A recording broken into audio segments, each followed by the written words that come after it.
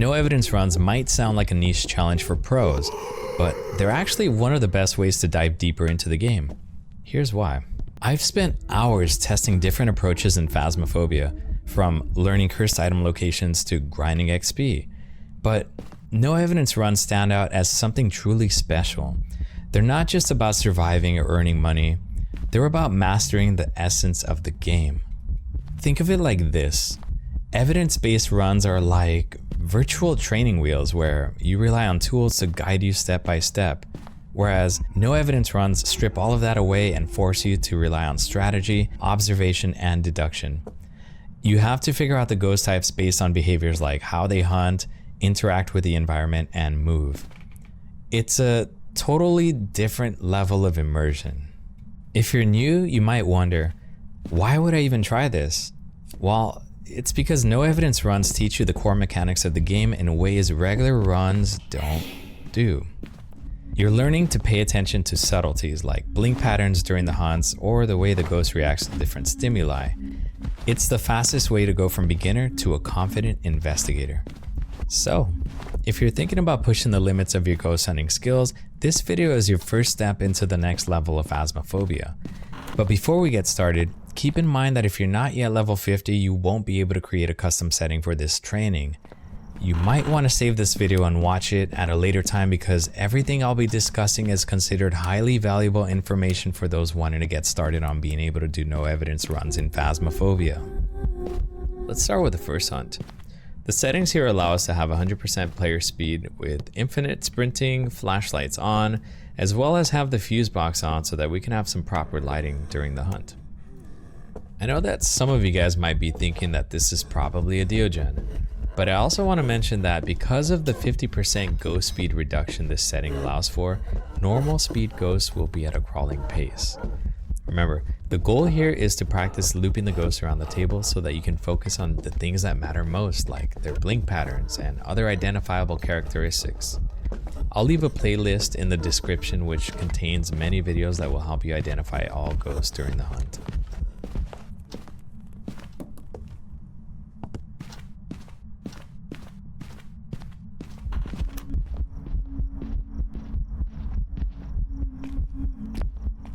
The settings in the second hunt are almost identical to the ones in the first. The only thing I would recommend changing before moving on is the one for the fuse box. I think it's good practice to try a couple of hunts with the fuse box turned off. Most no evidence settings with high XP multipliers won't allow for the fuse box to be on, so it's always nice to get a couple of hunts in the dark. Once you get adjusted to looping the ghost around the table, you'll want to focus on how the ghost behaves during the hunt. Does it have a very visible blink pattern? Is it hard to track? Is it fast? Is it slow? All of these things are important in being able to identify the ghost correctly.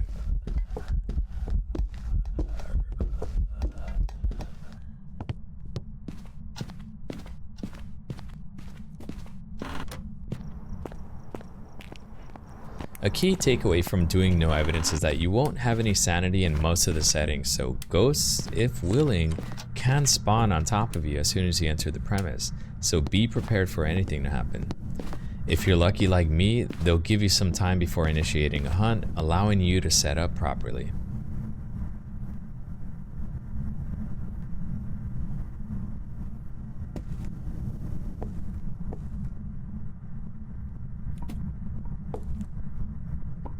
The settings in the third hunt are where I think no evidence starts to feel real. I say this because here we have 100% player speed as well as 100% ghost speed. So if you're lucky like me to get a Revenant like now, you will be in very big trouble if you're not prepared. I guarantee you that you will die a lot while testing in the setting. Don't take it personal if you do. Just try again and see where you could have done better and give it another shot. Luckily, I came in here with 2 smudge sticks, but if I didn't, who knows what would have happened.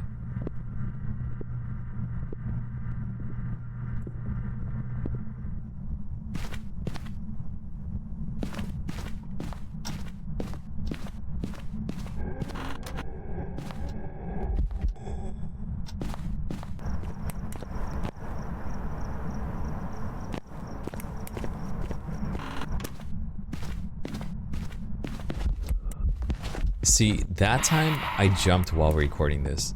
I'm telling you that ghosts can and will spawn on top of you. Luckily this time, it was only a ghost event and nothing more.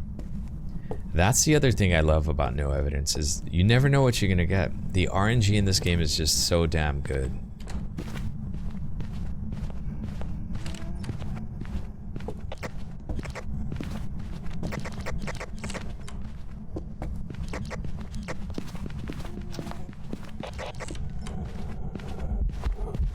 Okay, this time we got a ghost with normal speed, which doesn't make it any easier to loop.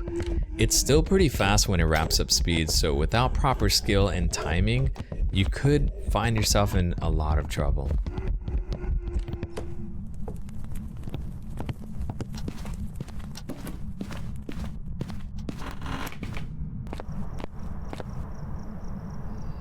If settings 3 and 4 are still posing to be a bit challenging even after several tries, and you're finding yourself in between levels, I have a great bonus setting that I'm going to share with you here.